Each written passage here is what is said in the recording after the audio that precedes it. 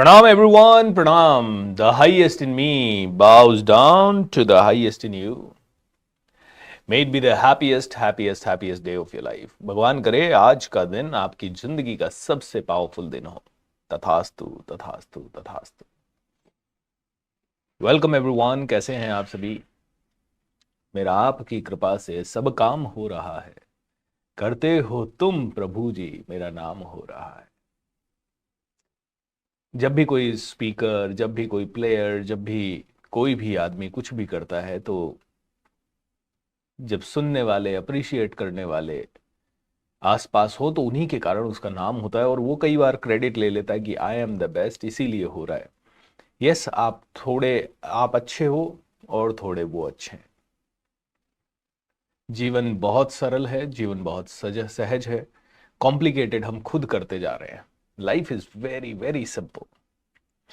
And हम भगवत गीता के बारे में इसीलिए पढ़ रहे हैं ताकि हमारी लाइफ और ज़्यादा सिंपल हो सके, और ज़्यादा सहज हो सके, हम और चीज़ों को समझ सके और बौद्धिक रूप से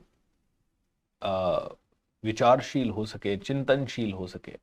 हम चिंतन को छोड़ के चिंता में लग जाते हैं. चिंतन को छोड़ के चिंता में लगने वाला व्यक्ति अपने आप को जलाता है, अपने आप को परेशान करता है, तकलीफ देता है. सो भगवत गीता की इन चीज़ों को दोस्तों समझें. भगवत गीता को समझ लें, रामायण को समझ लें, और कोई धर्म ग्रंथ आप जानते हैं उसे समझ लें. हमारी इतनी बुद्धि होगी कि नहीं होगी पता नहीं, लेकिन जितना हम अपनी बुद्धि को सरल बना सकें उतना समझ लें. उलझना छोड़ें, सुलझना शुरू करें. उलझते ही जा रहे हैं. जब पता है एक डिजायर थी और वो पूरी हो गई, उसके बाद दूसरी डिजायर बना ली, उसके बाद तीसरी बना ली, उसके बाद चौथी बना ली, फिर जैसे तैसे वो भी पूरी हो गई, तो फिर पांचवी, छठी, सातवीं, आठवीं, नवीं, 10वीं बना ली, फिर वो भी धीरे धीरे पूरी हो गई, उसके बाद और ज्यादा. ये अंधा खेल खेल रहे हैं. इसका कोई एंड नहीं है. सहज हो जाए. सिर्फ एकमात्र लक्ष्य दुनिया के लिए कार्य करना हो. दुनिया उसे माने ना माने वो बात की बात है. आज मैं ट्रेनिंग्स देता हूं. ट्रेनिंग्स देने के बाद पैसे भी कमाते हैं ट्रेनिंग से, तो दुनिया को हर चीज जो हम करते हैं वो यही लगता है कि व्यापार है. दुनिया को लगता रहे, उससे कोई मतलब नहीं है. अंदर आपके सच्चाई हो, अंदर आप खुद जाने. दुनिया तो अगर कोई डोनेट भी करेगा तो कहेगा नाम करने के लिए डोनेट किया है. कोई सच में कोई एनजीओ खोल के दुनिया की सेवा करेगा तो बोलेंगे मनी लॉन्ड्रिंग के लिए एनजीओ खोला है. कोई भी काम आप कर लो आज, कोई ना कोई कहेंगे इसका कोई स्वार्थ होगा. और चाहे किसी ने भी किया हो, चाहे साधु संतों ने किया हो, इवन गौतम बुद्धा ने भी किया, तो कई लोगों ने उनके खिलाफ षड्यंत्र किए. बोले ये जो कह रहा है ना, उससे वो तो बिल्कुल भ्रामक है, ये ही होना चाहिए. हजारों मान्यताएं टूटती है लोगों की. लोगों की मान्यताएं टूटती है और लोग वो ही देखते हैं जो वो है. जो सच्चा है उसे सच्चाई दिखती है, जो सरल है वो सीधापन देखता है, और जो बुद्धिजीवी है वो सीधापन नहीं देखना चाहेगा. वो कई बार कहेगा नहीं यार, मैं सीधा सीधा क्यों देखूं, इसमें डाउट भी तो करूं. और बिल्कुल करना भी है. आज कलयुग है. हजारों लोग चीटिंग भी कर रहे हैं और हजारों लोग लोगों को धोखा भी दे रहे हैं, और लोगों को धोखा देके वो चैन से सो भी रहे हैं. इतने सारे अलग अलग तरह के फ्रॉड चल रहे हैं, और उन सभी फ्रॉड से पैसा लेने वाले, उन्हें कोई फर्क नहीं पड़ता कि जिसका पैसा जा रहा है उसके पास कितनी लाइबिलिटीज है, कितनी ज्यादा उसके पास जिम्मेदारियां हैं, कितनी मुश्किल से उसने पैसा कमाया है. आज तो लोगों का ये हो गया है राम नाम जपना पराया माल अपना. और दोस्तों इसके भागीदार साधारण लोग ज्यादा हैं. साधारण लोग भी बेसिक लुटेरे बने हुए हैं. कैसे? बिना अवेयरनेस के कारण. कैसे? जिन कंपनियों में आप काम करते हैं, जिन जगहों पे आप काम करते हैं, जिन कस्टमर्स के लिए आप काम करते हैं, उन्हें आप प्रॉपर सर्विस नहीं दे रहे हैं। जिन जगहों पे आप काम करते हैं वहां पे मन बहुत चुराते हैं, दिल बहुत चुराते हैं। दिन रात सिर्फ ये थॉट कि ज्यादा पैसा आ जाए, इस चक्कर में जो मिला है उसकी वैल्यू नहीं करते हैं, वहां पे अपना बेस्ट नहीं देते हैं, वहां पे अपना सर्वस्व नहीं देते हैं। लेकिन जो पैसा मिल रहा है उसमें 1 रुपए की कटौती से मुंह लटका लेते हैं।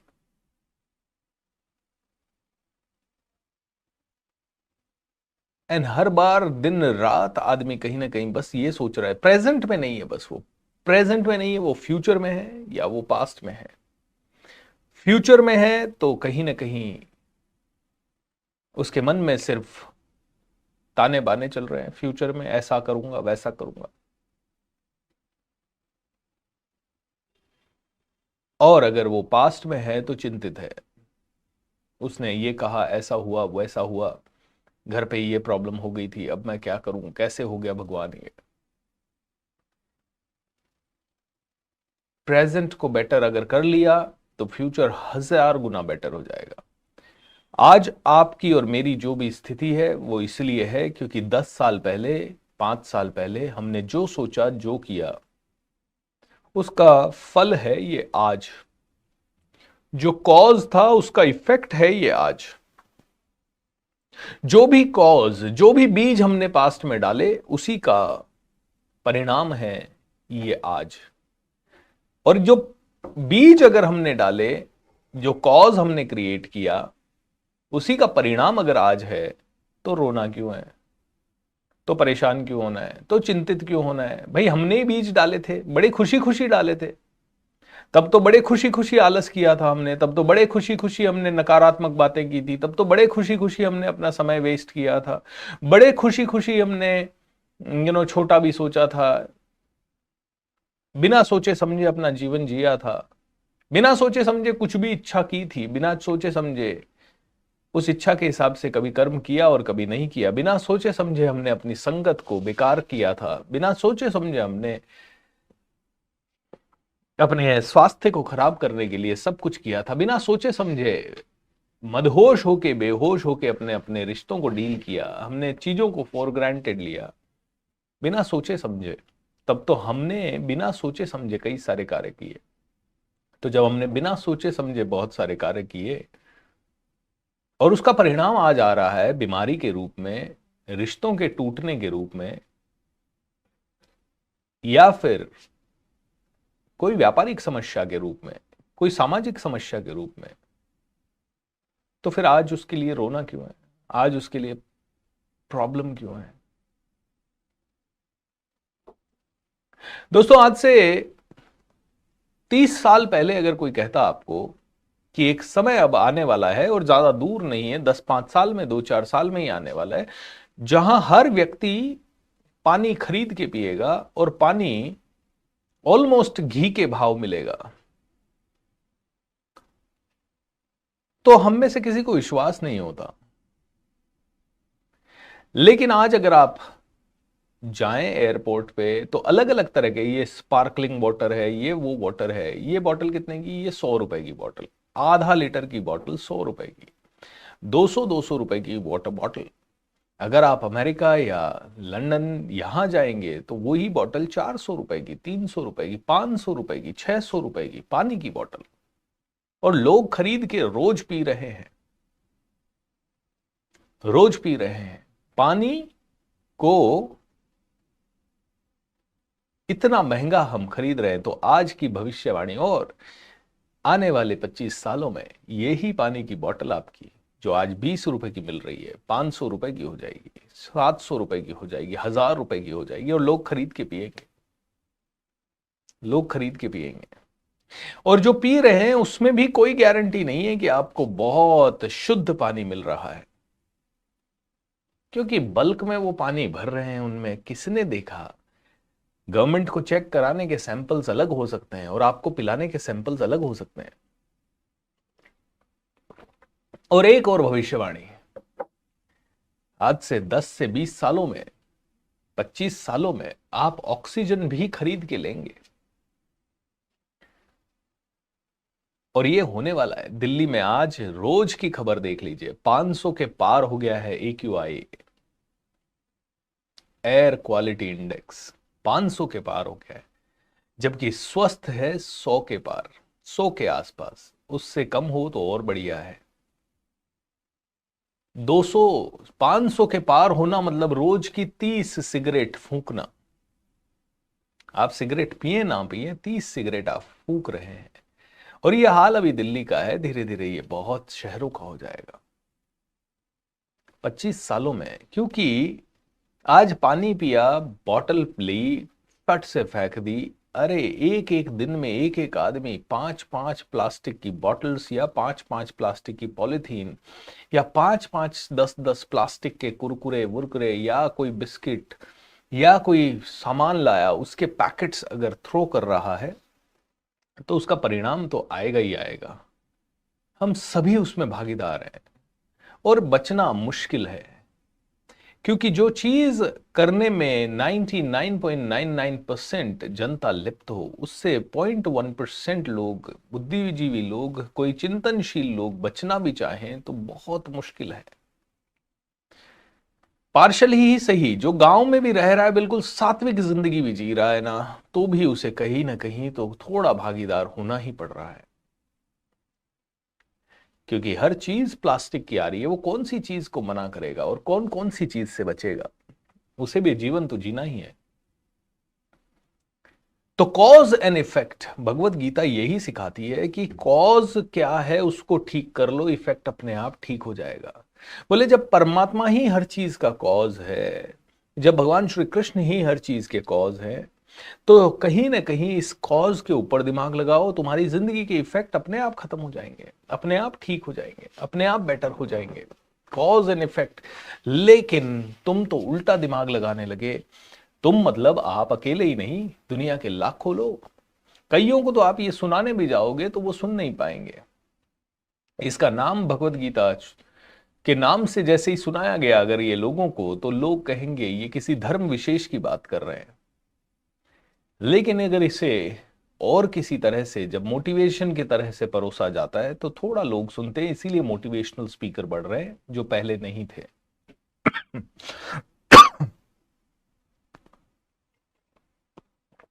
बट फिर भी अब मोटिवेशनल स्पीकर नहीं चाहिए, अब स्पिरिचुअल मोटिवेशनल स्पीकर्स चाहिए, अगर दुनिया सच में सुधारनी है तो। क्योंकि स्पिरिचुअल लोगों का इसलिए नहीं सुनते क्योंकि उनका एक पर्टिकुलर आवरण होता है, आचरण होता है, पर्टिकुलर तरह के उनके कपड़े होते हैं, पर्टिकुलर तरह के उनकी वेशभूषा होती है, जिससे कि लोग थोड़ा डर जाते हैं कि कहीं ये धर्म परिवर्तन ना कर दें, ये संप्रदाय परिवर्तन ना कर दें। तो अब स्पिरिचुअलिटी के ऊपर बात करने वाले लोग ज्यादा चाहिए होंगे, और वो लोग चाहिए होंगे जो कि हमारे और आपके जैसे हों, जो कि कहीं पे कोई कनेक्टेड नहीं हो, जिनका कोई एजेंडा ना हो, ना कोई पार्टी खड़ी करने का, ना कोई संगठन खड़ा करने का, जिनका कोई एजेंडा ना हो कि कोई विशेष रूप की पूजा पद्धति विकसित की जाए, जिनका कोई एजेंडा ना हो, वो सिर्फ वो बात करें जो कि कॉन्शियसली जीने के लिए जरूरी है, सोच समझ के जीने के लिए जरूरी है। सो मेरी बात अगर समझ में आ रही है तो बहुत बढ़िया, नहीं समझ में आ रही है तो बहुत बढ़िया, बट आपको तो आ रही है इसीलिए आप रोज आ रहे हैं। सो धन्यवाद धन्यवाद धन्यवाद। चलिए शुरू करते हैं भगवत गीता का हमारा 11वां चैप्टर। राइट, विराट रूप, विराट रूप।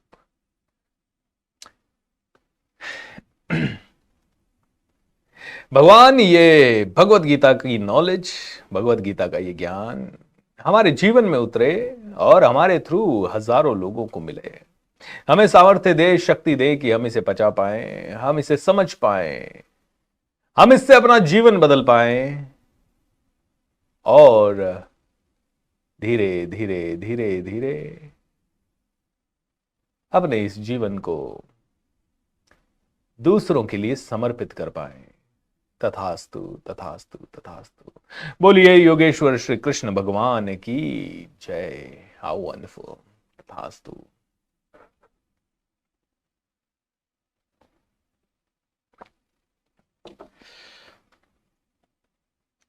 अर्जुन कहता है भगवान बहुत सुन चुका आपके बारे में, मजा आ गया आपके बारे में सुन के। अब मुझे विश्वास हो गया है कि आप भगवान हैं। आप मुझे विश्वास हो गया है कि आप ही इस सृष्टि के नियंता हैं, आप ही इस सृष्टि को चलाने वाले हैं, आप इस सृष्टि को नेक्स्ट लेवल पे ले जाने वाले हैं।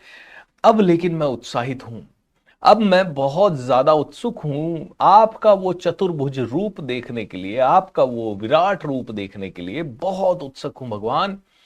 मुझे बस प्लीज अब आप दर्शन दे दो, दर्शन दे दो। आपको मैंने अभी तक सिर्फ मेरे जैसे 2 हाथ पांव का इंसान के रूप में देखा है, अब मुझे आप दर्शन दो। I really want to know who you are. And भगवान भक्त वत्सला है, भक्तों के लिए बहुत काम करते हैं। मेरे दादी जी थे, वो एक भजन गुनगुनाते थे, हे भगवान दामोदर कैशो माधो गिरधारी, भक्तों का भीड़ी बनवारी। भक्तों के साथ हमेशा बनवारी रहते हैं। कभी कभी भगवान को भी भक्तों से काम पड़े, जाना था केव गंगा पार प्रभु केवट की नाव चढ़े। केवट में सादगी थी, भक्ति थी, तो उसकी नाव चढ़ गए भगवान, उसे उसका उद्धार कर दिया।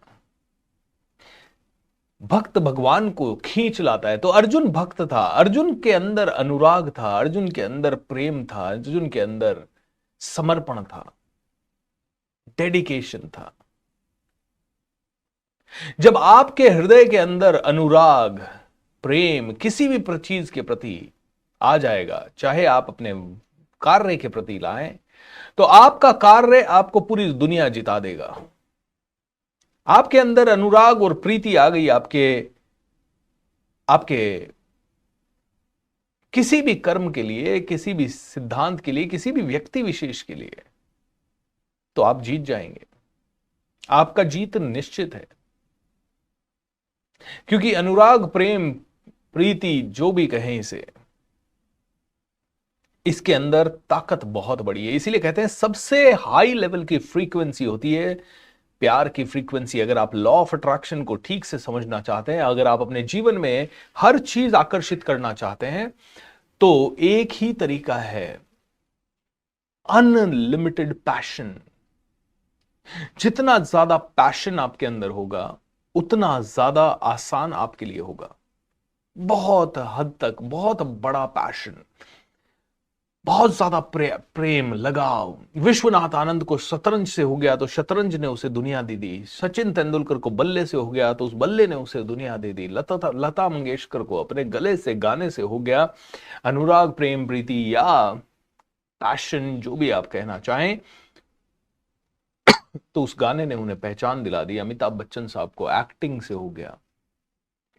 अगर एक चीज से अनलिमिटेड प्रेम हो जाए आपको, बिना अनकंडीशनल प्रेम हो जाए आपको एक चीज से, किसी भी एक चीज से, तो बस ये समझ लीजिए कि वो चीज आपके लिए वो कार्य करेगी जो कार्य महाभारत में अर्जुन के लिए भगवान श्री कृष्ण ने किया।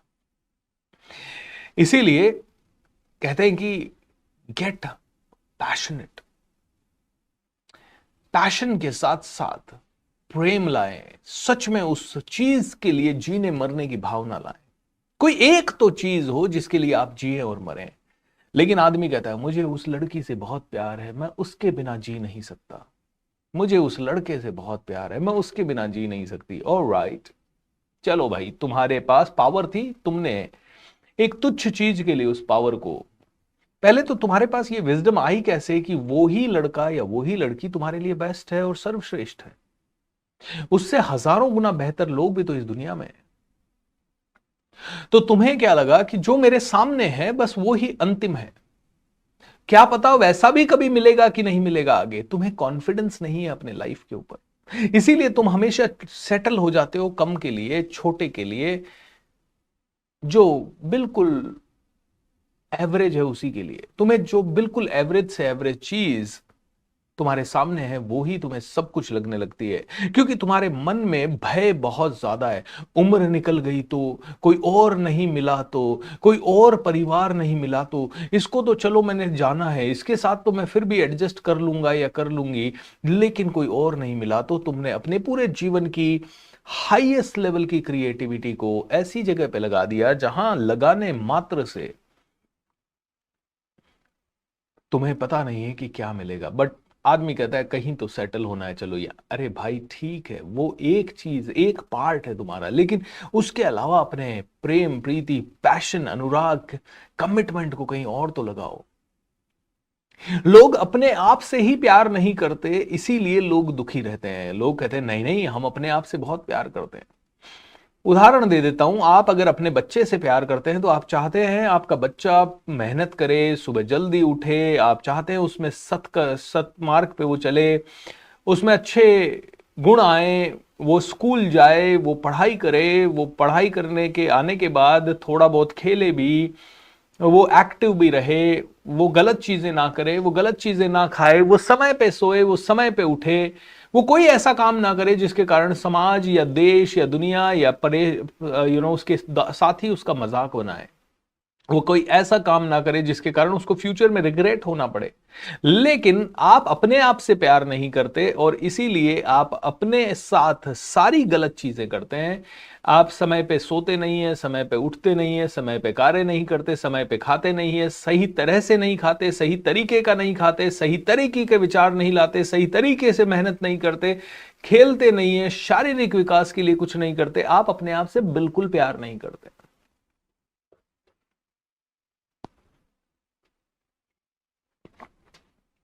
भगवान ने अर्जुन का साथ इसलिए दिया क्योंकि अर्जुन अपने आप से प्यार करता था, उसे विश्व का सर्वश्रेष्ठ बनना था, और उस सर्वश्रेष्ठ बनने के लिए उसने जो भी कीमत चुकानी थी वो कीमत चुकाई।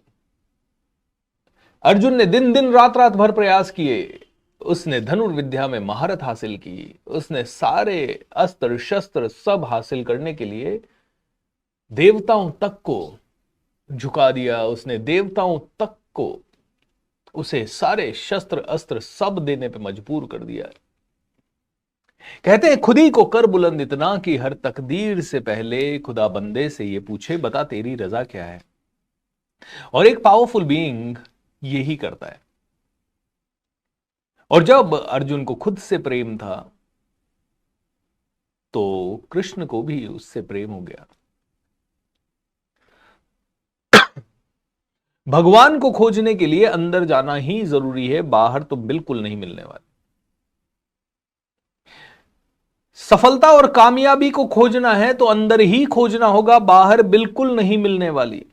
जो इंसान सिर्फ बाहर खोजता रहा उसे धोखे मिले, चीटिंग्स मिली, नेगेटिविटी मिली, हताशा मिली, निराशा मिली। जो अंदर खोजने के लिए एकांत में चला गया और एकांत में उसने इतनी ज्यादा मेहनत की कि उसके लिए outside world did not matter, वो सिर्फ अपने जहन में रहा, अपने दिमाग में खोजता रहा, अब क्या करूं और क्या करूं और क्या करूं और कैसे करूं, और उसी के चिंतन में लगा रहा, उसी को और एनहांस करने के लिए पढ़ता रहा, सीखता रहा, समझता रहा। वही इंसान सफलता को खोज पाया, वही इंसान भगवान को खोज पाया, वही इंसान इस दुनिया के गूढ़ रहस्यों को खोज पाया। आंतरिक खोज के लिए बाहरी चीजों का सहारा लेना जरूरी है, इन किताबों का सहारा लेना जरूरी है, इस किसी कोच का सहारा लेना जरूरी है, किसी एक्सपीरियंस को भी मुद्दा बनाना जरूरी है, उसको भी सीढ़ी बनाना जरूरी है। लेकिन एक्सपीरियंस लिया और उसके बाद 1 घंटे का एक्सपीरियंस लिया और 10 घंटे का चिंतन किया, शांति से एक किताब पढ़ी और उस किताब के ऊपर काफी चिंतन किया, अंदर गए, मैं भीतर गया, मैं भीतर गया, तुम भीतर जाओ, तुम भी तर जाओ। सच अ लवली थिंग। मैं भीतर गया, मैं भी तर गया। तर गया मतलब मेरा बेड़ा पार हो गया। तुम भीतर जाओ, तुम भी अंदर की तरफ जाओ, तुम भी तर जाओ, तुम्हारा भी बेड़ा पार हो जाएगा। तो कहते हैं कि समझो, इस लीला को समझो, इस माया को समझो। तो अर्जुन कहता है भगवान अपना विराट रूप दिखाओ। और भगवान भक्त वत्सला बोलते हैं ठीक है अर्जुन, तूने कहा है तो तुझे मैं विराट रूप भी दिखाता हूं, लेकिन एक चैलेंज है अर्जुन, एक चैलेंज है। क्या चैलेंज है भगवान? चैलेंज यह है अर्जुन कि तू मेरा विराट रूप इन आंखों से नहीं देख सकता। तुझे विराट रूप देखने के लिए तुझे दिव्य दृष्टि चाहिए, तुझे ज्ञान की आंखें चाहिए। तुझे भौतिक आंखों से, ये तो माया का पर्दा पड़ा हुआ है, इनसे तू देख ही नहीं सकता, तेरी कैपेसिटी नहीं है। तुझे ज्ञान की आंखें जगानी पड़ेगी। भगवान को समझने के लिए, हर व्यक्ति में भगवान देखने के लिए तुम्हें करुणा की दृष्टि चाहिए, तुम्हें दया की दृष्टि चाहिए, तुम्हें करुणा की दृष्टि चाहिए। स्वामी रामकृष्ण परमहंस के पास एक व्यक्ति गया और उस व्यक्ति ने स्वामी रामकृष्ण परमहंस को पूछा, क्या आपने कभी भगवान को देखा है? बोले हां बिल्कुल देखा है। क्या आप मुझे दिखा सकते हो? बिल्कुल दिखा सकते हैं। कैसे दर्शन करवाओगे? बोले कल सुबह आ जाना 9 बजे। व्यक्ति 9 बजे पहुंच गया। बोले दिखाओ भगवान। बोले दिखाता हूं, चल साथ गए। रामकृष्ण परमहंस साथ लेके चले गए व्यक्ति को। एक जगह जाके रुक गए। एक मकान था। बोले तू बाहर खड़ा रहे, मैं अंदर जाके आता हूं। अंदर चले गए। आधा घंटा हो गया आए नहीं, 2 घंटा हो गए आए नहीं। व्यक्ति बाहर खड़ा रहा। बोले कब दिखाएंगे ये भगवान, ये तो अंदर ही बैठ गए, जाके आ ही नहीं रहे।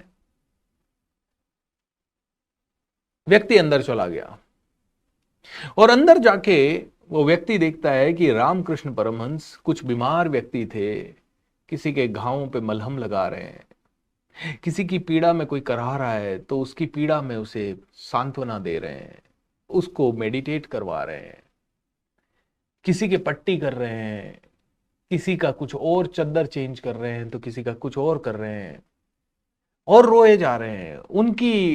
उनके मन से पीड़ा और करुणा उनके मन से छलक रही है। आंखों से आंसू आ रहे हैं, आंखों से आंसू आ रहे हैं, और आते जा रहे हैं, आते जा रहे हैं, आते जा रहे हैं। उनकी पीड़ा देख के करुणा बह रही है। वो व्यक्ति पास आया, उसने पूछा, अरे यहां तो बहुत बीमार लोग हैं, इनकी सेवा करने के लिए आप रोज यहां आते हैं, मैं भी थोड़ा हेल्प कर देता हूं। वो भी व्यक्ति हेल्प करने लगा। 3-4 घंटे वहां और बिताने के बाद दोनों वहां से निकले। बोले अब भगवान दिखाओ। रामकृष्ण परमहंस कहते हैं तुझे नहीं दिखे इतने लोगों में भगवान? तुझे इनकी पीड़ा में भगवान नहीं दिखे? बोले बेटा करुणा की दृष्टि चाहिए भगवान देखने के लिए। तेरे माइंड में एक ही है कि मैं तो चतुर्भुज रूप देख लूं, मैं तो भगवान का वो विराट रूप देख लूं। बोले विराट रूप देखने से पहले भगवान को हर जगह खोजना तो शुरू कर, दीन दुखियों में खोजना तो शुरू कर। तो इसीलिए वो गाना है ना, कभी प्यासे को पानी पिलाया नहीं, बात अमृत पिलाने की क्या फायदा।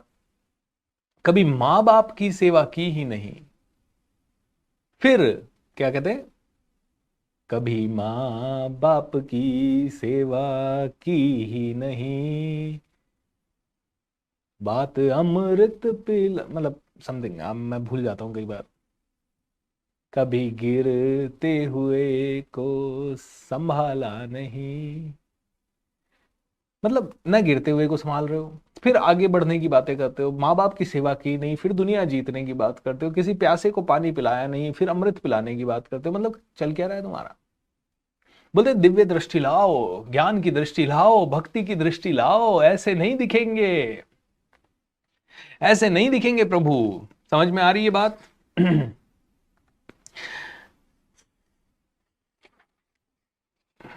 तुम मुझे अपनी इन आंखों से नहीं देख सकते तो अपनी दृष्टि बदलनी पड़ेगी। तुम्हारा जो चश्मा लगा हुआ है वो काले कलर का है, तो तुम्हें सृष्टि काली दिखाई दे रही है, तुम्हें मुझे देखना है तो अपना चश्मा चेंज करो। अपना चश्मा चेंज करोगे तो मैं भी तुम्हें अलग कलर का दिखाई दूंगा, अलग तरह से दिखाई दूंगा। चश्मा चेंज करोगे तो मेरी इन छोटी छोटी टीचिंग्स में, ये छोटी छोटी भगवत गीता की व्याख्या से तुम्हें बहुत कुछ समझ में आएगा। ज्ञान का चश्मा लगाओ, ज्ञान का चश्मा लगाओ। इधर संजय धृतराष्ट्र जी को कह रहा है कि हे राजा, इस प्रकार कहकर महायोगेश्वर भगवान ने अर्जुन को अपना विश्व रूप दिखलाया। अर्जुन को दिव्य दृष्टि दी और दिव्य दृष्टि दे के अर्जुन को अपना विश्व रूप दिखलाया। अर्जुन ने उस विश्व रूप में असंख्य मुख, असंख्य नेत्र, असंख्य आश्चर्यमय दृश्य देखे। यह रूप अनेक देवी आभूषणों से अलंकृत था और अनेक देवी हथियार उठाए हुए थी। यह देवी मालाएं तथा वस्त्र धारण किए था और उस पर अनेक दिव्य सुगंधियां लगी हुई थी। सब कुछ आश्चर्यमय, तेजमय, असीम तथा सर्वत्र व्याप था। यदि आकाश में हजारों सूर्य एक साथ उदय हों तो उनका प्रकाश शायद परम पुरुष के इस विश्व रूप की तेजी में की समता कर सके। उस समय अर्जुन भगवान के विश्व रूप में एक ही स्थान पर स्थित हजारों भागों में विभक्त ब्रह्मांड के अनंत अंशों को देख सका। तब मोहग्रस्त एवं आश्चर्यचकित रोमांचित हुए अर्जुन ने प्रणाम करने के लिए मस्तक झुकाया और वह हाथ जोड़कर भगवान से प्रार्थना करने लगा। अर्जुन ने कहा, हे भगवान कृष्ण, मैं आपके शरीर में सारे देवताओं तथा अन्य विविध जीवों को एकत्र देख रहा हूं। मैं कमल पर आसीन ब्रह्मा, शिव जी तथा समस्त ऋषियों एवं देव दिव्य सर्पों को देख रहा हूं। जब इसकी व्याख्या मैं करूंगा तो आपको और ज्यादा क्लैरिटी होगी कि क्या है ये। आपके रूप को अपना उसके चकाचौंध तेज के कारण देख पाना कठिन है, क्योंकि वह प्रज्वलित अग्नि की भांति तथा सूर्य के अपार प्रकाश की भांति चारों तरफ फैला हुआ है। आप आदि मध्य अंत से रहित हैं। आपका यश अनंत है। आपकी असंख्य भुजाएं हैं और सूर्य तथा चंद्रमा आपकी आंखों में हैं। यद्यपि आप एक हैं, किंतु आप आकाश तथा सारे लोकों एवं उनके बीच के समस्त आकाश में व्याप्त हैं। तो दोस्तों, बहुत सारी चीजें दी गई है और अर्जुन कहता है, मैं देख रहा हूं कि धृतराष्ट्र के सारे पुत्र अपने समस्त सहायक राजाओं सहित तथा भीष्म, द्रोण, कर्ण, हमारे प्रमुख योद्धा भी आपके विकराल मुख के अंदर जा रहे हैं। उनमें से कुछ के शिरों को तो मैं आपके दांतों के बीच चूर्णित होते हुए देख रहा हूं। जिस प्रकार नदियों की अनेक तरंगे समुद्र में प्रवेश करती है, उसी प्रकार ये समस्त महान योद्धा भी आपके प्रज्वलित मुखों में प्रवेश कर रहे हैं। मैं समस्त लोगों को पूर्ण वेग से आपके मुख में उसी प्रकार प्रविष्ट होते देख रहा हूं, जिस प्रकार पतंगे अपने विनाश के लिए प्रज्वलित अग्नि में कूद पड़ते हैं। अर्जुन कहता है कि अब मैं देख पा रहा हूं, क्लियरली देख पा रहा हूं भगवान की ये सारा संसार तुम्ही ने क्रिएट किया है। अब मैं देख पा रहा हूं कि सभी का काल भी तुम्ही हो और सभी का सृजन भी तुम्ही हो। अभी मैं देख पा रहा हूं कि सारे सूर्य, कोटि, चंद्रमा सब कुछ तुम्हारे अंदर ही है। सब कुछ तुम्हारे अंदर ही है। भगवान आप ही के अंदर है और आपके इस विराट रूप को मैं नतमस्तक करता हूं।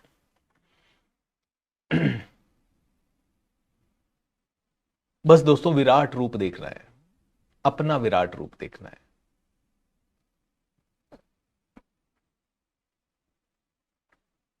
अपने विराट रूप का जिसने दर्शन कर लिया, भगवान का विराट रूप आप ही के मध्य से होके आप अपने अंदर झांकेंगे, तब आपको आपकी विराटता का एहसास होगा। और जब आप अपनी विराट रूप को देख लेंगे तो आपको समझ में आएगा कि इस पूरी दुनिया में कोई भी ऐसी चीज नहीं है जो आपके लिए असाध्य हो, आपके लिए नामुमकिन हो। ऐसा कोई चीज नहीं है। जब मनुष्य अपने विराट रूप को समझ जाए तो मनुष्य समझ जाता है कि अमेरिका के प्रेसिडेंट की कुर्सी हो, चाहे भारत के प्रधानमंत्री की कुर्सी हो, चाहे किसी मुख्यमंत्री की कुर्सी हो, या चाहे किसी संत की पदवी हो, या चाहे किसी बिजनेस जगत में नाम बनाने की बात हो, चाहे किसी आध्यात्मिक या सामाजिक वक्तव्य में अपना नाम करने की बात हो, कोई भी चीज तुम्हारे लिए असाध्य नहीं है। तुम चाहो तो लाखों लोगों के लिए घर बना सकते हो, तुम चाहो तो हजारों लोगों के लिए कोई व्यवस्था कर सकते हो, तुम चाहो तो पूरे सिटी को बदल सकते हो, और तुम चाहो तो देश, दुनिया, काल, परिस्थितियों को बदल सकते हो।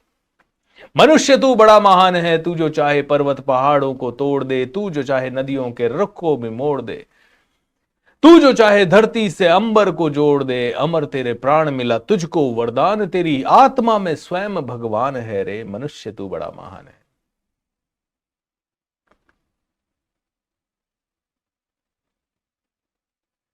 विराट रूप, अपने आप के दर्शन, जिसने अपने आप के दर्शन कर लिए उसने पार्शली भगवान के दर्शन कर लिए। अपने आप की क्षमताओं को समझ लिया उसने सभी चीजों को समझ लिया। उसने इस जीवन के गूढ़ रहस्यों को समझ लिया। जो अपने अंदर की महानता और अपने अंदर की विराटता को बाहर ला सके वो ही अर्जुन है।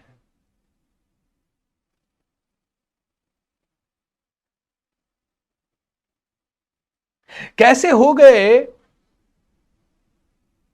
कुछ लोगों के नाम अमर, कैसे कुछ लोग इतिहास में अमर हो गए और आज तक लोगों को उजाला दे रहे हैं।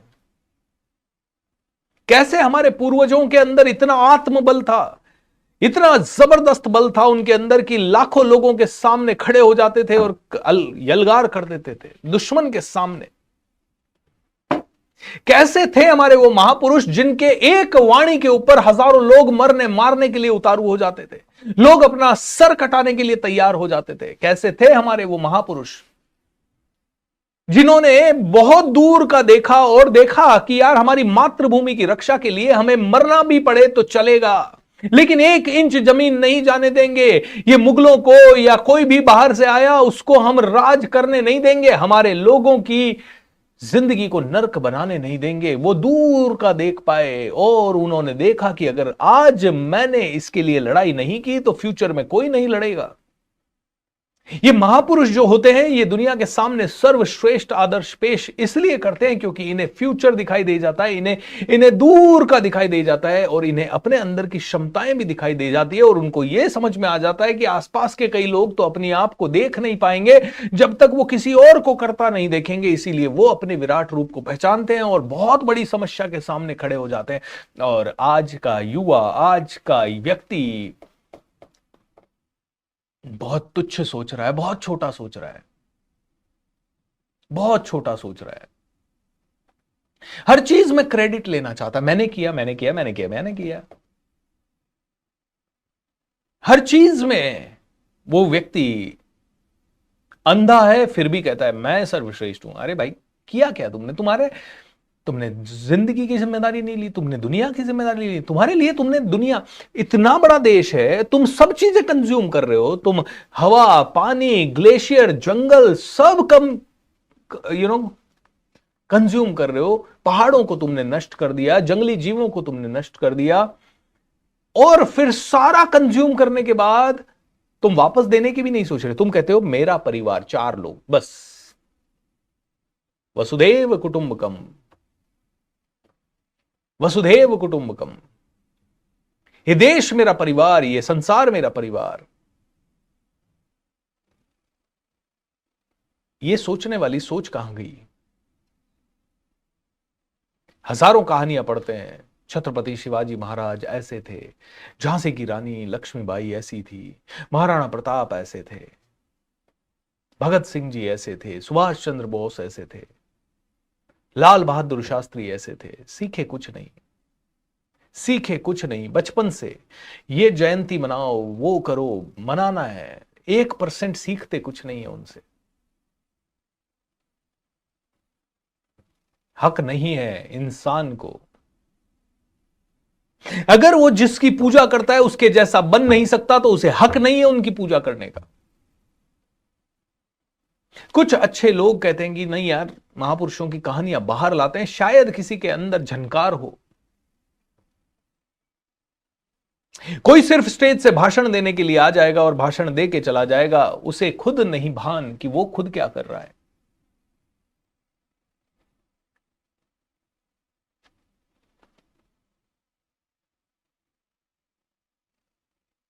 बहुत विराट रूप को पहचानने की जरूरत है, बहुत ज्यादा जरूरत है। एंथनी रॉबिन्स मोटिवेशनल स्पीकर हैं, कहते हैं आप इसलिए दुखी हो, आप इसलिए परेशान हो, आप इसलिए छोटे बने हुए हो क्योंकि आप छोटी चीजों पे ही अपने आप को, छोटी चीजों को ही जिंदगी समझ के आप अपने आप को सेटल कर रहे हो। Never settle for less. आदमी खुशी नहीं होता दूसरों को देके, आजकल लेके बड़ा खुश हो रहा है, मुझे मिल जाए, अरे मुझे इतना मिल गया, अरे मुझे उतना मिल गया, अब देखो मेरे पास कितना है, अब मेरे पास इतना हो रहा है। देना कोई नहीं चाहता। अगर मेरे कारण लाख लोगों का जीवन बेहतर हो रहा है तो मुझे करना चाहिए। आज मैं जब से ये ट्रेनिंग्स दे रहा हूं और 1 करोड़ से ज्यादा लोगों को अगर मैं ये ट्रेनिंग दे चुका हूं, तो मुझे इतना पता है 1 लाख लोगों की आय मेरे कारण बढ़ी है। 1 लाख लोगों से ज्यादा ने मेरे कारण मांस खाना छोड़ा होगा। 1 लाख लोगों से ज्यादा ने कम से कम थोड़ा और बेटर लाइफस्टाइल अपनाया होगा। सुबह जल्दी उठने से लेके, ग्रेटिट्यूड में जाने से लेके, अपने घर में पॉजिटिविटी लाने से लेके, और 1 लाख लोगों ने कम से कम ऐसा काम किया होगा जिससे दुनिया को 1% तो बेनिफिट हो। निमित्त बनना है आपको और मुझे, निमित्त बनना है। तो अर्जुन को भगवान श्री कृष्ण यहां यही कह रहे हैं, अर्जुन तुझे युद्ध नहीं करना, तुझे तो धनुष उठा के बस निमित्त बनना है, बाकी युद्ध तो मैं कर रहा हूं, तू चिंता मत कर। तू कौन होता है युद्ध करने वाला, तू कौन होता है जीतने वाला, तू तो बस धनुष उठा। तो भगवान कहते हैं कोई तो धनुष उठाओ, कोई तो गांडी उठाओ, कोई तो गांधी उठाओ, और जो गांधी उठाएगा उससे युद्ध भगवान अपने आप करवा लेंगे। भगवान खुद को पता, भगवान को पता है किसको मरवाना है, किसको मारना है, कौन सा तीर चलवाना है। तू गांडी उठा बस। मैं जब यहां बैठा हूं, ये शब्द बाण अपने आप निकल रहे हैं, कोई सोच के नहीं बैठा। बल्कि सच बताऊं आपको, ईमानदारी से बताऊं तो हर सेशन के पहले थोड़ी घबराहट होती है, यार भगवत गीता के बारे में बात कर रहे हैं, कुछ गलती से गलत ना निकल जाए, डर लगता है थोड़ा सा। एंड जब मैं यहां से उठ के जाता हूं तो मेरा कॉन्फिडेंस अलग होता है, यार मैंने बोला ये सब, कैसे बोला मैंने, क्योंकि भगवान कहते हैं तू तो सिर्फ गांडी उठा, तू तो शुरुआत कर, बाकी मैं करवा लूंगा, बाकी मैं करवा लूंगा, तू चलना शुरू तो कर। भगवान कहते हैं ना, तू देना शुरू तो कर, तेरे भंडार ना खोल दूं तो कहना, तू चलना तो शुरू कर, तेरे लिए राह बना ना दूं तो कहना। हम देना शुरू तो करें, आपके लिए भंडार भर जाएंगे। लेकिन आदमी कहता है नहीं, देना तो मैं तो दे ही नहीं सकता, मेरे पास तो है ही नहीं, मैं तो गरीब हूं, मैं तो बेरोजगार हूं, मैं तो कर नहीं सकता, मैं तो छोटा हूं, मुझे तो कुछ आता नहीं है। भाई अभी तो मेरे पास लिमिटेड है, हुआ ही क्या है, एक साइकिल भी नहीं आई है, अभी से मैं देना लग जाऊंगा तो फिर दुनिया के पास तो कारें आ गई है, स्कूटर आ गए, मैं तो 1-1 रुपया बचा के फिर कारें लाऊंगा, 1-1 रुपया। जो आपकी सोच है बचत की, उस बचत से तो कभी आप अपने जीवन को भी ढंग से नहीं जी पाएंगे। इसका मतलब ये बिल्कुल मत समझना कि बचत नहीं करनी है। इसका मतलब ये है पहले दान देना है और उसके बाद जो बचे उसे बचत करनी है। पहला हक आपका है ही नहीं, पहला हक आपका है ही नहीं। आप कौन होते हैं जिसके कारण आपको पास पैसा आया है? आप कहते हैं नहीं मैंने मेहनत की है, तो आप जितनी मेहनत कर रहे हो उससे कई गुना ज्यादा मेहनत करने वाले आपके आसपास कई लोग दिख जाएंगे जिनको सिर्फ 500 रुपए रोज के मिल रहे हैं। वो भी उनको रोज काम मिलेगा कि नहीं मिलेगा पता नहीं है। आप कहते हैं नहीं मैंने बहुत मेहनत की है इसलिए मुझे 5 लाख महीने का मिला है। आपको 5 लाख मिला है, वो आदमी आपसे ज्यादा मेहनत कर रहा है, उसको 500 रुपए मिला है। उसको पूरे महीने काम करके धूप में तपने के बाद उसको 15,000 रुपए महीना मिलेगा। वो भी मिलेगा कि नहीं मिलेगा पता नहीं। उसका भी कई लोग पैसा खा जाते हैं, उसका भी कई कॉन्ट्रैक्टर उससे काम करवा लेते हैं, पैसा नहीं देते। तो ये कैलकुलेशन ठीक नहीं है कि मैंने मेहनत की है इसलिए मुझे मिला है। नहीं, ये प्रभु की दया से आपको मिला है। ये आपको सूर्य चंद्रमा की रोशनी के कारण मिला है, ये आपको हवा की ऑक्सीजन के कारण मिला है। नहीं तो आपकी कोई औकात नहीं है। इसलिए अगर 5 लाख कमा रहे हो तो चुपचाप से 5,000 रुपए निकाल के दान कर दो। ज्यादा कर सको तो बहुत बढ़िया है। अगर 1 लाख रुपए कमा रहे हो तो 1,000 रुपए पहले निकाल के दान कर दो। अगर 500 रुपए कमा रहे हो तो पहले 5 रुपए या 5 पैसे निकाल के या 50 पैसे निकाल के दान कर दो, पहले कर दो। 5 रुपए कमा रहे हो तो 5 पैसे निकाल के दान कर दो, बट दान पहले करो, फिर अपने लिए भोगो। पहले भगवान को अर्पण करो, फिर अपने लिए भोगो। मैंने आपको खाने के लिए कुछ दिया और आपने मुझे थैंक यू बोले बिना उसको खा लिया और बाद में मुझे कभी पलट के भी नहीं कहा। फिर मैंने कल दिया, फिर थैंक यू नहीं बोला। मैंने 100 दिन बोला दिया आपको, 100 दिन आपने थैंक यू नहीं बोला। मैं आपके बारे में क्या सोचूंगा? बहुत बुरा सोचूंगा। तुम्हारे को इतना सब कुछ भगवान दे रहा है और तुम थैंक यू भी नहीं बोल रहे हो, और बोलने के नाम पे रोज भोग रहे हो। भगवान को थैंक यू बोलना is not like oh thank you God आपने दिया, नहीं, समर्पण। थैंक यू बोलने का एक माध्यम हो, जरिया हो, थैंक यू बोलने का एक तरीका हो।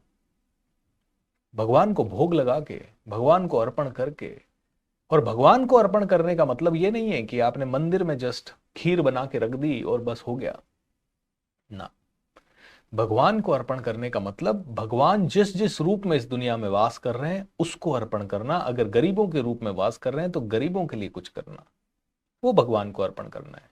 अब सबसे बड़ी समस्या दान में ये आती है, कहां दें, कौन ऑथेंटिक है, कौन हमारे पैसे का सदुपयोग करेगा। तो थोड़ी जांच पड़ताल करें।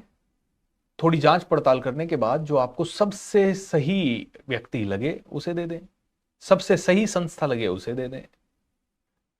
और अगर लगे कि यार जो हमारे चौराहे पे कई लोग हमारी गाड़ी रुकते ही हमसे मांगने आ जाते हैं, वो सही है या नहीं है, ये दुविधा हो,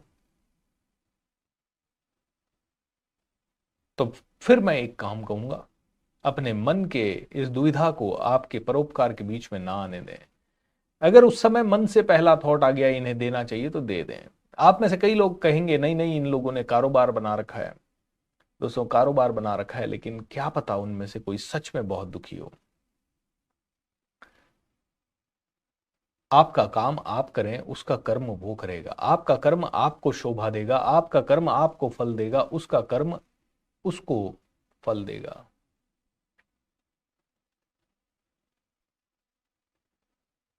मंथली खर्चा 30,000 रुपए है और एक्सपेंस 35,000 रुपए है, तो कैसे कंट्रीब्यूट करें। मंथली खर्चा 30,000 है ना, मंथली इनकम 30,000 है ना, मान के चलो 29,700 ही है।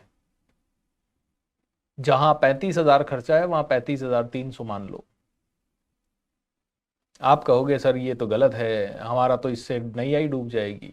नैया इसके कारण नहीं डूबेगी, नैया इसको नहीं करने से जरूर डूब जाएगी। नैया इसलिए नहीं डूबी है कि तुम बहुत बुद्धिमान होके सेव कर रहे हो, तुम बुद्धिमान हो ही नहीं मनी के बारे में, इसीलिए इस सिचुएशन में हो। और आज भी बुद्धिमान नहीं बन रहे हो, आज भी देना नहीं सीख रहे हो, आज भी जिस कंपनी में जा रहे हो वहां बेस्ट देना नहीं सीख रहे हो, आज भी ये जुबान भगवान ने दी है इससे बेस्ट काम लेना सीख नहीं रहे हो, आज भी इस शरीर मनुष्य का शरीर दिया इससे बेहतरीन से बेहतर काम करना नहीं सीख रहे हो। कमी तुम में है, इस कमी को सुधारो। ये डर के नहीं, 30,000 का खर्चा है, 35,000 रुपए मेरे पास, 30,000 इनकम है, 35,000 खर्चा है, तो इनकम को 29,700 ही मानो। 300 रुपए तो निकाल दो, आते ही सैलरी निकाल दो, पहला काम निकाल दो, नहीं तो अगले दिन तो ईएमआई वगैरह कट कुटा के तुम्हारे पास कुछ नहीं बचेगा। और वैसे भी जो सिचुएशन तुमने पाल रखी है कि 30,000 का इनकम और 35,000 का खर्चा, वो वैसे भी अगर 1 साल रह गई तो तुम्हारी कमर टूट जानी है। तो उस सिचुएशन से बाहर निकलने के लिए पहली चीज डोनेट करो, दूसरी चीज मेडिटेट करो, तीसरी चीज मेडिटेट करके शांत मन से क्या चीज समझ में आती है जिससे कि इनकम बढ़ सकती है, उसके ऊपर पढ़ाई करो, उसके बारे में कोचिंग लो। जिंदगी को और नौकरी को बिजनेस की तरह समझो। बिजनेस की तरह समझने का मतलब नहीं है कि बस बिजनेस में सिर्फ मुनाफा ही कमाना है। बिजनेस की तरह समझने का मतलब how to achieve more using the same resources, how to get more using the same resources. कम पानी में ज्यादा फसल कैसे पैदा करें, कम वचनों से ज्यादा दिल कैसे जीतें, कम समय में ज्यादा प्रोडक्टिविटी कैसे लाएं, उन पे विचार करें, उन्हें सीखें, और उन्हें सीखते सीखते बहुत ज्यादा आगे बढ़ पाएंगे। कैसे इनकम को बैलेंस करें, अपने विराट रूप को देखो, इनकम जो आप कर रहे हो उससे लाखों गुना ज्यादा हो जाएगी। अपने आप के दर्शन करें, अपने आप को समझें, अपने आप की ऊर्जा को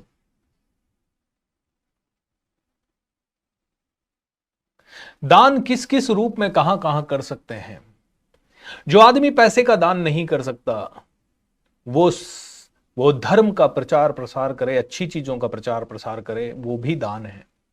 जो आदमी पैसों का दान बिल्कुल नहीं कर सकता, क्योंकि एक स्टूडेंट है कमाता ही नहीं है, एक हाउसवाइफ है कमाती ही नहीं है,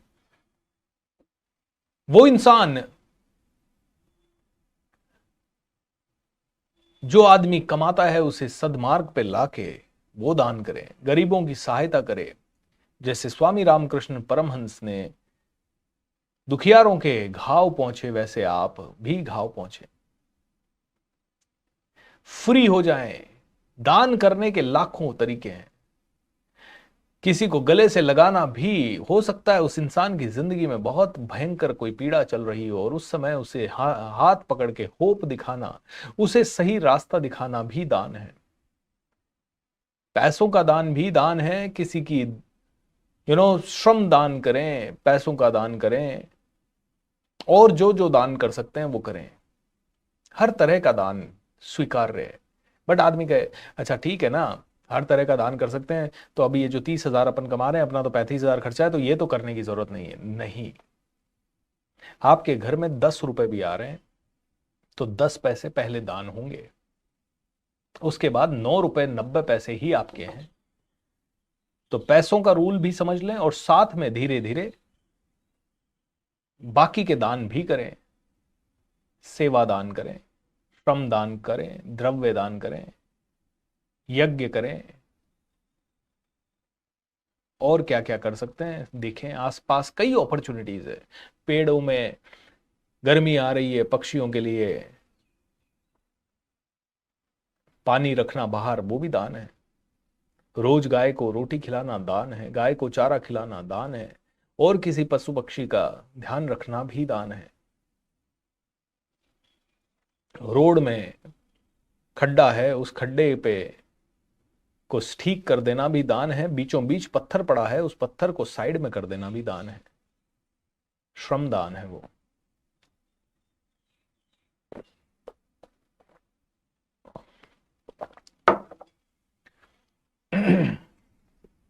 भगवान ने कहा समस्त जगतों को विनिष्ट करने वाला काल मैं हूं, और मैं यहां समस्त लोगों का विनाश करने के लिए आया हूं। तुम्हारे सिवा दोनों पक्षों के सारे योद्धा मारे जाएंगे, अतः उठो, लड़ने के लिए तैयार हो और यश अर्जित करो। अपने शत्रुओं को जीतकर संपन्न राज्य का भोग करो। यह सब मेरे द्वारा पहले ही मारे जा चुके हैं, और ये सब वे साची है। तुम तो युद्ध के लिए निमित्त मात्र हो सकते हो। तुम्हें सिर्फ निमित्त बनना है। मैं तो सबको पहले ही मार चुका हूं। तुम उठो, धनुष उठाओ, सबको मार डालो, और उसके बाद आराम से एंजॉय करो, क्योंकि तुम्हारे जीवन का ये लक्ष्य पूरा हो चुका है। तुम्हारे जीवन का लक्ष्य था पूरे विश्व में ये संदेश पहुंचाना कि जब जब असुर उठें, जब जब अन्याय हो, तब तब किसी को गांडीव उठा के युद्ध के मैदान में डटना पड़ेगा। तुम्हारे जीवन का बस यही लक्ष्य था, और ये लक्ष्य पूरा है, और उसके बाद तुम आराम से राज्य भोगो। तुमने अपना काम कर दिया, अब तुम आराम से आगे बढ़ो।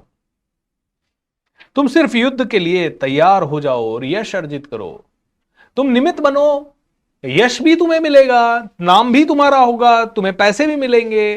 तुम उन नाम वगैरह से अटैच मत हो, लेकिन इंजॉय भी करो। ऐसा नहीं है कि अरे मुझे नाम मिल रहा है, मैं तो बिल्कुल अटैचमेंट नहीं होना चाहिए नाम से, मैं नाम नहीं लूंगा। अरे किसी ने अवार्ड दिया है, मैं बिल्कुल अवार्ड नहीं लूंगा। मैं मेरा बिल्कुल कहीं फोटो मत छापो। भाई, जो आदमी दुनिया के लिए अच्छा करेगा उसकी फोटो छपेगी और छपनी चाहिए।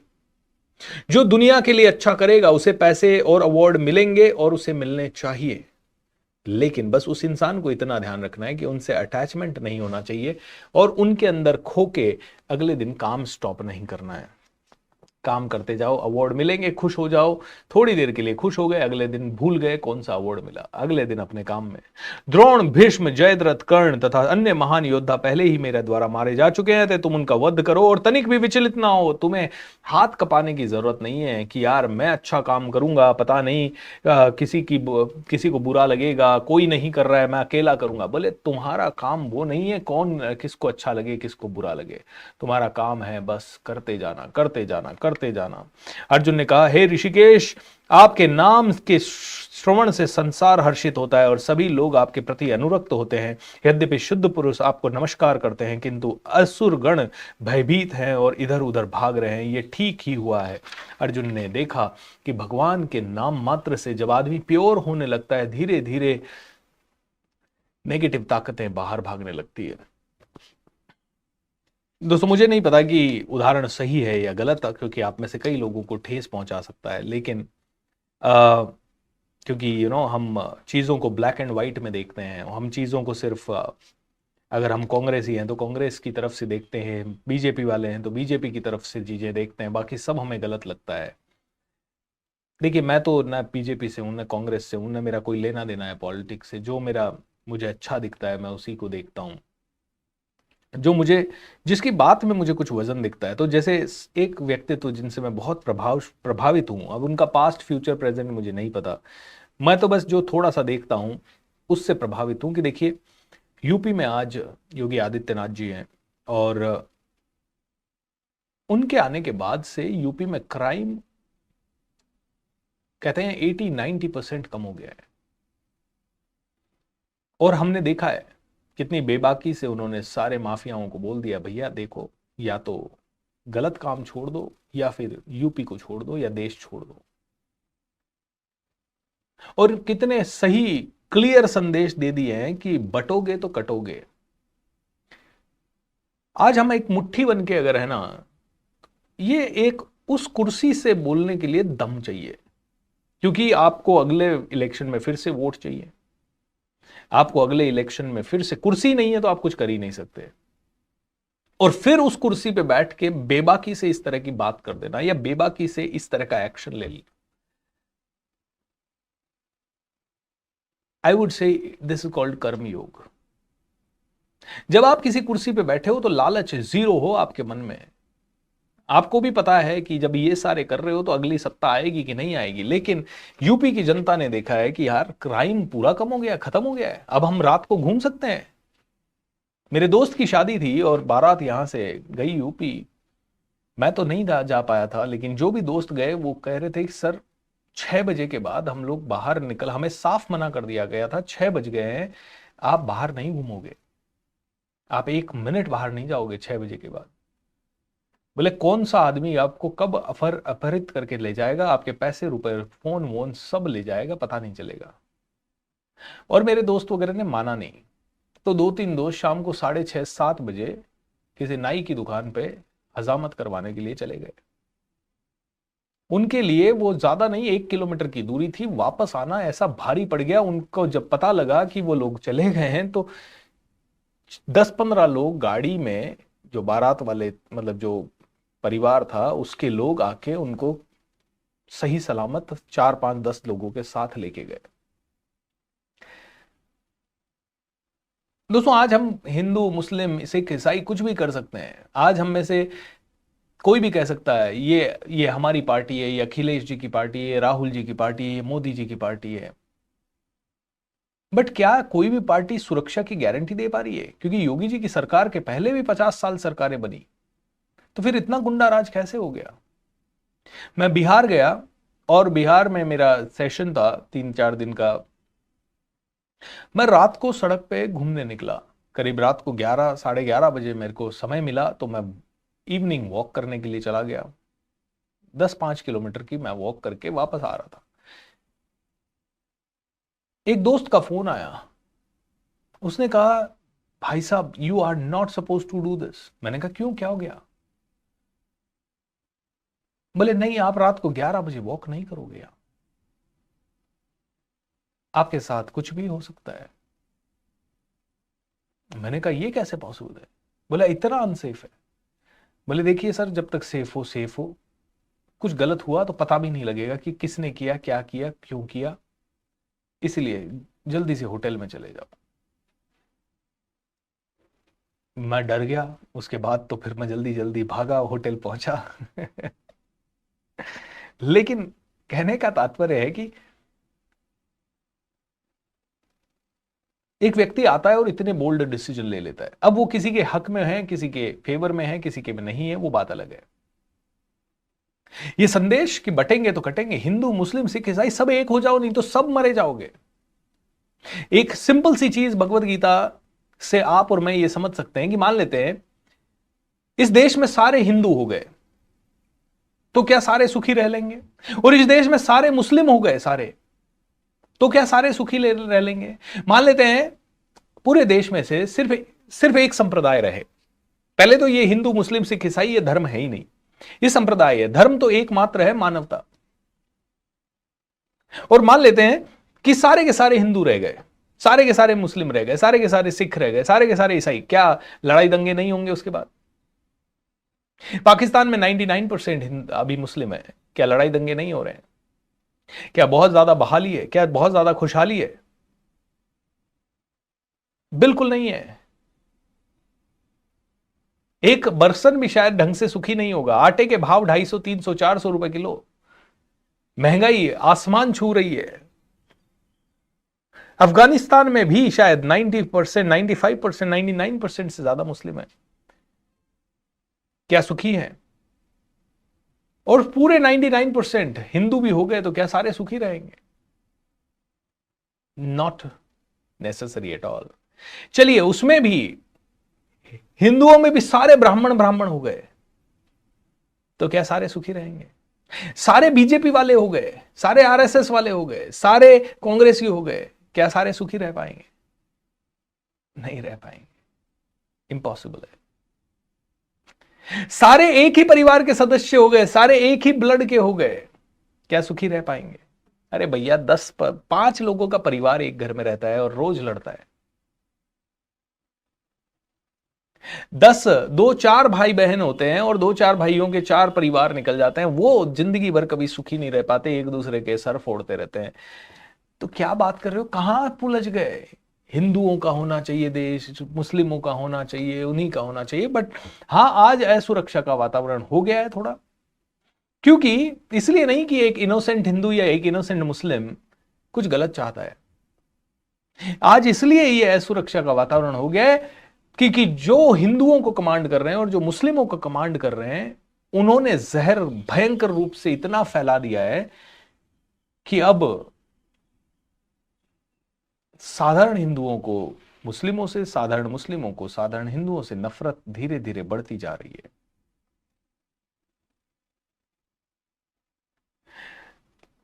दोस्तों ऐसे में ना समझदार बनना पड़ेगा, इसीलिए ये भगवत गीता का ज्ञान आज तो और ज्यादा रेलेवेंट है, क्योंकि आज तो और ज्यादा समझदारी दिखानी पड़ेगी।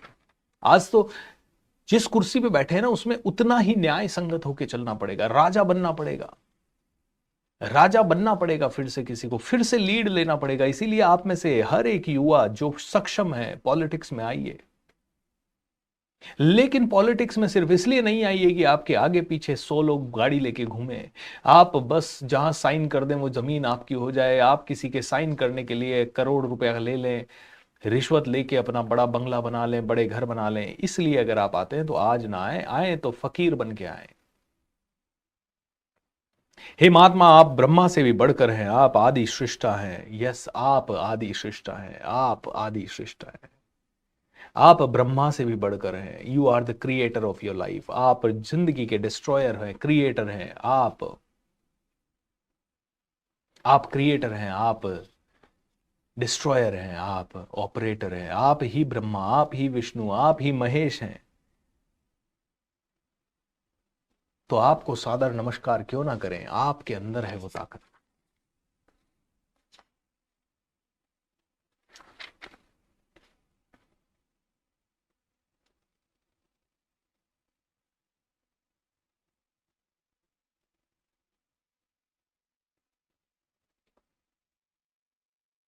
जब आप अपने भगवान का इस विराट रूप, यानी अपना खुद का ये विराट रूप, अपनी खुद की शक्तियों को, अपने खुद के दायित्व को, अपने खुद के रिस्पॉन्सिबिलिटी को इस लेवल पे समझेंगे तो आपसे भी वही सारे कार्य हो जाएंगे जो शायद श्री भगवान ने इस दुनिया में किए। दोस्तों, हम भगवान को प्राप्त कर पाएंगे कि नहीं, अपने आप को तो प्राप्त करें। सबसे पहले यही चीज है। भगवान ने संकेतों में, देखिए सारे ग्रंथ, सारी जो चीजें हैं वो सभी संकेतों में आपसे और मुझसे बहुत कुछ कह रही है। उन संकेतों को समझना है बस, बाकी तो कौन जानता है कि भगवान श्री कृष्ण ने जब शुद्ध रूप में जो कहा उसका रियल मीनिंग क्या था? वो तो सिर्फ भगवान श्री कृष्ण ही ढंग से समझ सकते हैं, या उसके लिए अर्जुन जितनी जैसी चेतना वाला व्यक्ति ही समझ सकता है। हम और आप तो इनसे थोड़ा थोड़ा संकेत लेके हमारे जीवन को थोड़ा बेटर बना सकते हैं। तो इन संकेतों को समझें। आप इस चर तथा अचर संपूर्ण दृश्य जगत के जनक हैं। आप परम पूज्य महान आध्यात्मिक गुरु हैं। तो आप ही में सब कुछ है। इंसान ने अपने अंदर देखा तो इसी इंसान में से कोई बहुत बड़ा गुरु निकला, कोई बहुत बड़ा कवि निकला, कोई बहुत बड़ा साहित्यकार निकला, कोई बहुत बड़ा साइंटिस्ट निकला, इसी इंसान के अंदर से। तो सब कुछ इधर ही छुपा हुआ है। All I need is with in me now. मेरे टीचर नित्य शांति कहते हैं कि जो तुम्हें चाहिए वो तुम्हारे अंदर इसी समय, इसी क्षण, इसी पल मौजूद है। तुम्हें तो बस उसी को बाहर लाने की जरूरत है। ओके।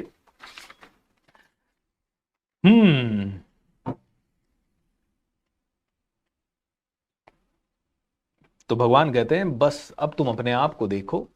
और लास्ट में भगवान कहते हैं तुम मेरे इस रूप को देख के मोहित भी हो गए हो और थोड़े विचलित भी हो गए हो। अब मैं इस रूप को नष्ट करता हूं।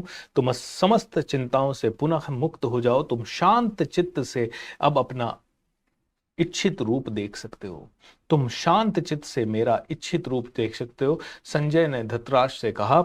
अर्जुन से इस प्रकार कहने के बाद भगवान कृष्ण ने अपना असली चतुर्भुज रूप प्रकट किया और अंत में 2 भुजाओं वाला अपना रूप प्रदर्शित किया करके भयभीत अर्जुन को धैर्य बंधाया। हे अर्जुन, तुम मेरे जिस रूप को इस समय देख रहे हो उसे देख पाना अत्यंत दुष्कर है। यहां तक कि देवता भी उसे नहीं देख पाते। दोस्तों, इंसान अपने ही इस रूप को कभी देख नहीं पाता, क्योंकि कहीं ना कहीं इंसान का ये रूप इंसान से हमेशा छुपा के रखा गया। न तो हमें स्कूलों में ये बताया गया, न हमें कॉलेजेस में बताया गया। जिन गुरुकुल्स में हमें शायद बताया जाता था वहां पे भी थोड़ा भेदभाव होता ही था कि ये राजा के बच्चे हैं और ये एवरेज लोगों के बच्चे हैं। तो हमेशा सृष्टि का ऐसा नियम बना रहा जहां से कि हमें अपना विशाल रूप, हमें अपना विराट रूप हमसे छुपा के रखाया गया, ताकि हम सभी लोग एवरेज बने रहें और जो राज कर परिवारों से थे वो राज करते रहे। मैं आपको एक ही चीज कहूंगा, अब समय आ गया है कि राजा का बेटा राजा नहीं बनेगा। अब हर वो व्यक्ति जो काबिल है वो राजा बनेगा। तो अब उठें, अब उठें और आगे बढ़ें।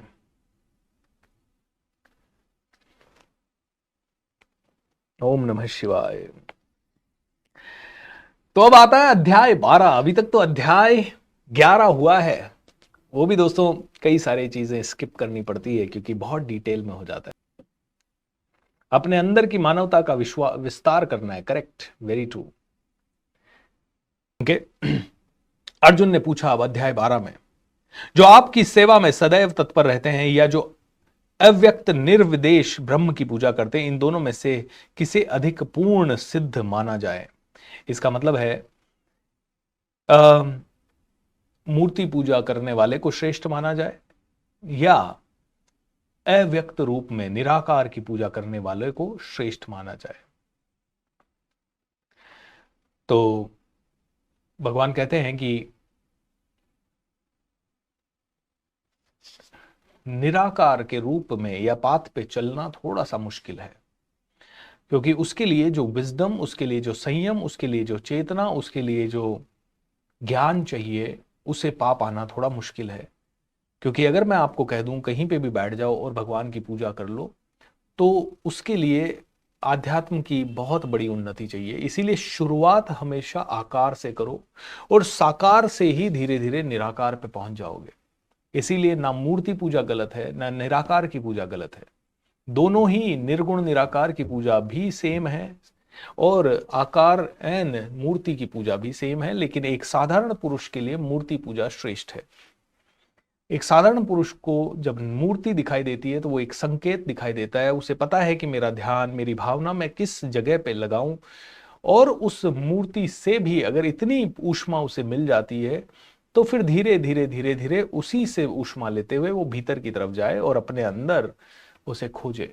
तो कहते हैं निराकार से साकार, साकार से निराकार की तरफ जाए।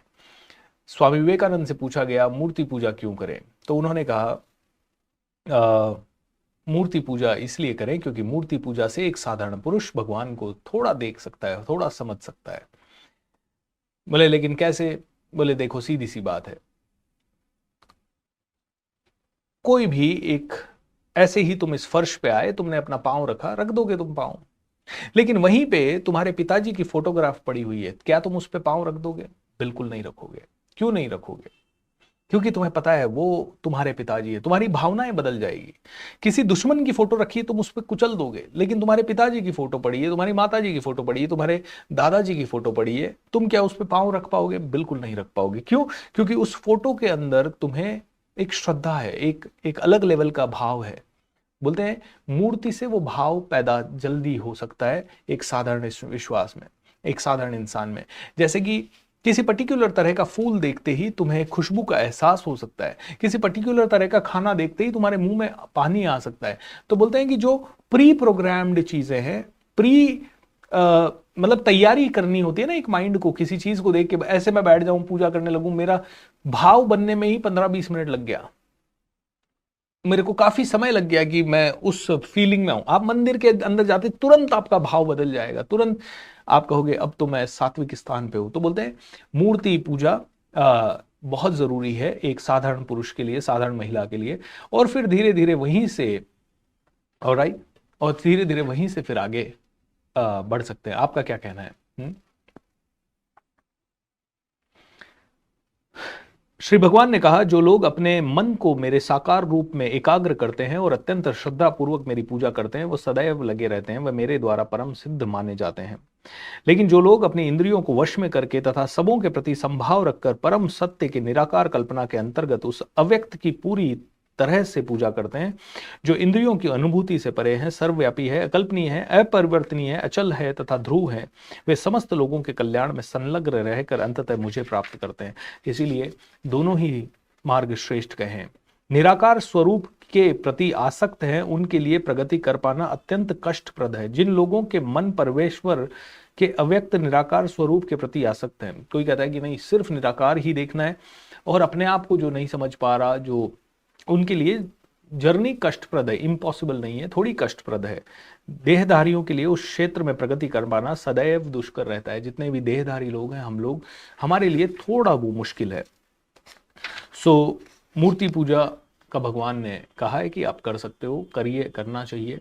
सिर्फ निराकार के लिए हर वक्त आप उस लेवल पे जा सकते हो तो जाइए, बट थोड़ा कष्टप्रद है, थोड़ा मुश्किल है। मुझे भगवान में अपने चित्त को स्थिर करो और अपनी सारी बुद्धि मुझ में लगाओ, तो मुझे पाओ, मुझ में बुद्धि लगाओ। अपने आप को कोई डिक्लेरेशन मत दो, तुम कह रहे हो मैं तो ऐसा हूं, तुम शायद ऐसे नहीं हो। एक माँ कहती है मैं अपने पुत्रों से बहुत प्यार करती हूँ, अभी प्यार में और डूबो, अभी शायद तुम जो प्यार कर रही हो वो इनफ नहीं है। गांधारी ने कहा मैं बहुत प्यार करती हूं अपने पुत्रों से, मैं अपने पुत्रों का अनिष्ट नहीं देख सकती। भगवान ने ऐसी लीला रची, ऐसी लीला रची कि एक कहानी है उसके ऊपर। कहानी ऐसी है कि गांधारी बहुत बेसुध हो गई, बहुत ज्यादा व्याकुल हो गई, अरे मेरे सारे पुत्र मारे गए, सारे पुत्र मारे गए। युद्ध के मैदान में आ गई, युद्ध खत्म होने के बाद रोने लगी, पीटने लगी, अपने पुत्रों के शवों को देख के विलाप करने लगी। बोले मैं इतनी भयंकर प्यार करती हूं अपने पुत्रों से, मेरे सारे पुत्र मेरे सामने चले गए। रोते रोते उनको वही नींद आ गई, और भगवान ने एक ऐसी लीला रची कि रात को 1:30-2 बजे के आसपास जब वो वहां से जैसे जैसे अपनी चेतना उनकी वापस आई, उन्हें इतनी भयंकर भूख लगी, इतनी भयंकर भूख लगी कि वो समझ नहीं पाई क्या करें। मतलब मैं भूख से ना मर जाऊं, मैं भूख से ना मर जाऊं। अब वो उनका पूरा ध्यान पुत्रों के शवों को छोड़ के भूख भूख भूख। पास में एक आम का पेड़ दिखाई दिया, और दिखाई दिया कि उस पे से आम लटक रहा है, लेकिन आम का पेड़ थोड़ा ऊंचा था, गांधारी वहां तक पहुंच नहीं पा रही थी। अब रात को उसको तो भूख लगे, अब क्या करे। तो एक एक करके, एक शव, दूसरा शव, तीसरा शव, एक के ऊपर एक करके पूरा बढ़िया वो बनाया, और उनके ऊपर चढ़ के आराम से आम तोड़ा और बैठ के खाने लगी। उसी समय श्री हरि प्रकट हो गए। बोले गांधारी, तू तो कह रही थी तू तो अपने पुत्रों को बहुत प्यार करती है, आज उन्हीं के शव पे बैठ के आम खा रही है आराम से। बोले it's too early to declare who you are, it's too early to declare कि तुम कमिटेड हो, it's too early to declare तुम प्यार करते हो, it's too early to declare कि तुम बहुत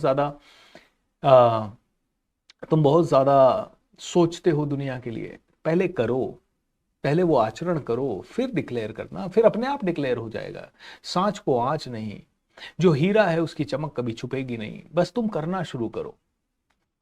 तो भगवान श्री कृष्ण कहते हैं भक्ति के मार्ग पे चलो, विधि विधान से चलो, सोच समझ के चलो। और विधि विधान एक ही है, पहला अपने आप को बेहतर बनाओ और उसके बाद धीरे धीरे दूसरों को बेहतर बनाने की बात करो। पहले अपने आप को समझो, फिर धीरे धीरे दूसरों को समझाने की कोशिश करो। हे अर्जुन, हे धनंजय, यदि अपने चित्त को अविचलित भाव से मुझ पर स्थिर नहीं कर सकते तो तुम भक्ति योग के विधि विधानों का पालन करो, विधि विधान से चलो। यदि तुम भक्ति योग के विधि विधानों का भी अभ्यास नहीं कर सकते तो मेरे लिए कर्म करने का प्रयत्न करो, क्योंकि मेरे लिए कर्म करने से तुम पूर्णतः सिद्धि को प्राप्त हो सकोगे। अब भगवान जब कह रहे हैं मेरे लिए कर्म करो, इसका मतलब है संसार के लिए कर्म करो। मैंने ये सृष्टि बनाई है भाई, मैंने ये ऑर्गेनाइजेशन बनाया है, तो मेरी टीम का कर्तव्य है कि अगर वो मेरे साथ हैं तो मेरे इस ऑर्गेनाइजेशन का, मैंने ये ऑर्गेनाइजेशन बनाया है तो मेरी टीम का कर्तव्य है कि अगर वो मेरे साथ हैं तो मेरे इस ऑर्गेनाइजेशन का ध्यान रखें। ऐसे ही इस भगवान को बेटर बनाना नहीं है, आपका कर्तव्य भगवान की बनाई हुई इस पूरी सृष्टि को बेटर बनाना है। तो भगवान कहते हैं मेरे लिए कार्य करो। अगर और कुछ नहीं समझ में आता है, भक्ति करना समझ में नहीं आता है, तो ऐसा कुछ करो जिससे कि आसपास की दुनिया बेहतर हो, मेरे किए गए सारे कार्य बेहतर हो। तुम निमित्त मात्र बनो, किंतु यदि तुम मेरे इस भावनामृत में कर्म करने में असमर्थ हो तो तुम अपने कर्म के समस्त फलों को त्याग दो।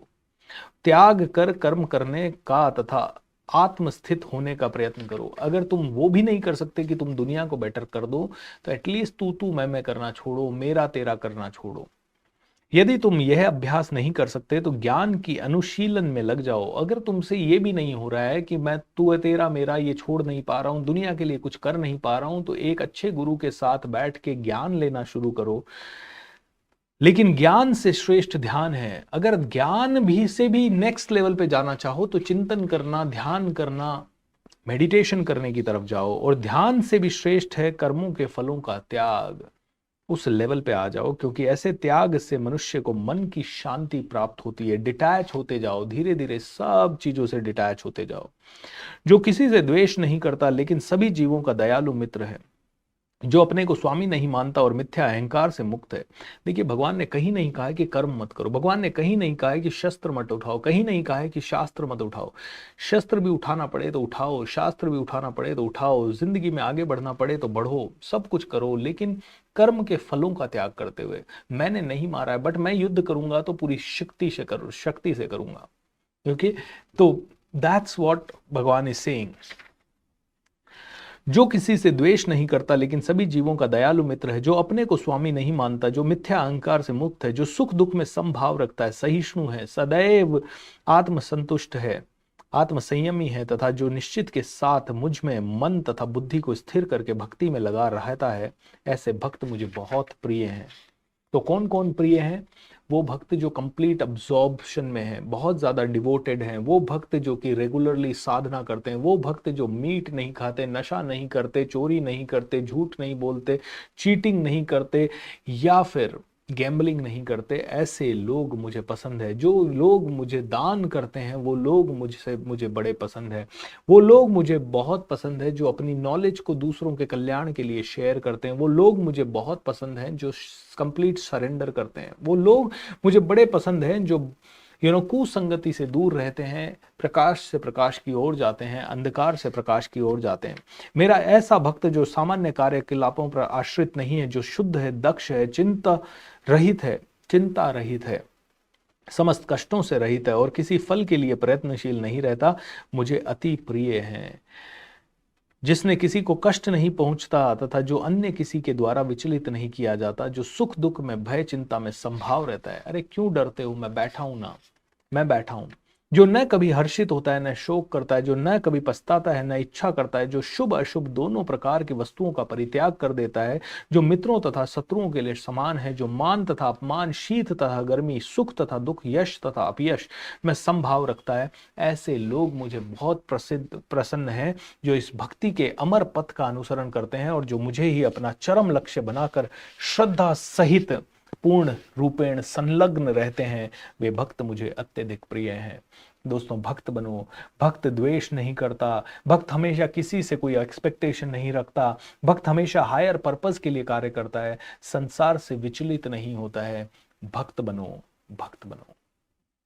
अपने कर्म के भक्त बनो, अपने कर्म की पूजा करो, अपने आप की पूजा करो, अपने आप के लिए अपने आप के सामर्थ्य को समझो। So much.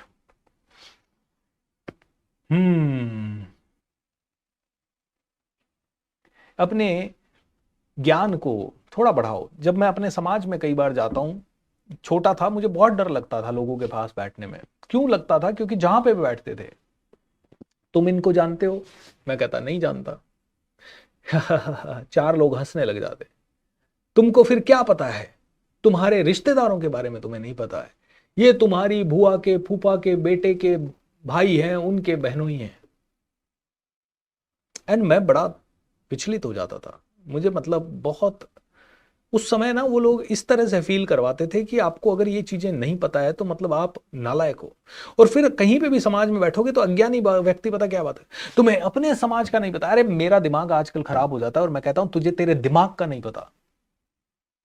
आपको अपने दिमाग का नहीं पता, आपको अपनी जिंदगी कैसे जीनी है उसका नहीं पता, और आप चले समाज का ठेकेदारी बनाने।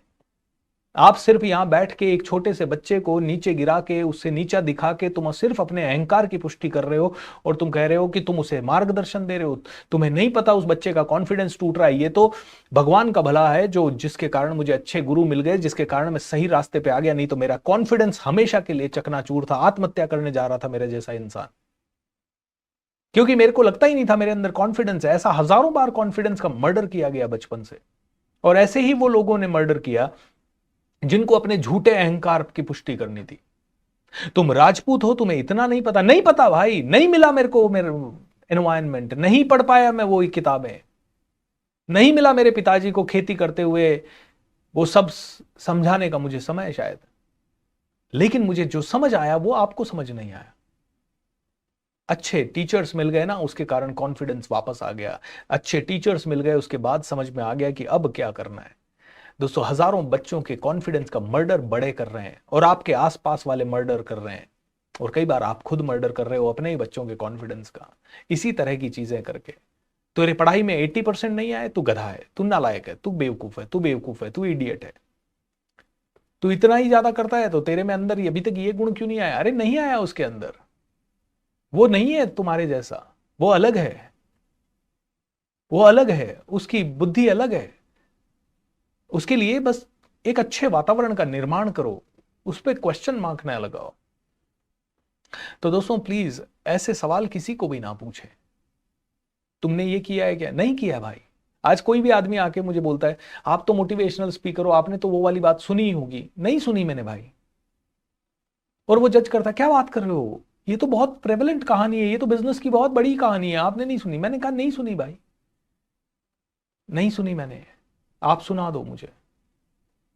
ये तो आप जानते ही होंगे, कई बार लोग बातों बातों में ये अपनी ज्ञान झाड़ने के लिए 50 अलग अलग चीजों के नाम लेंगे। ये तो आपने सुना ही होगा, ये तो आपने, अरे भाई मैंने नहीं सुना, तू ज्ञानी है, तू बता अभी पूरा, मैं तेरे से सीखूंगा।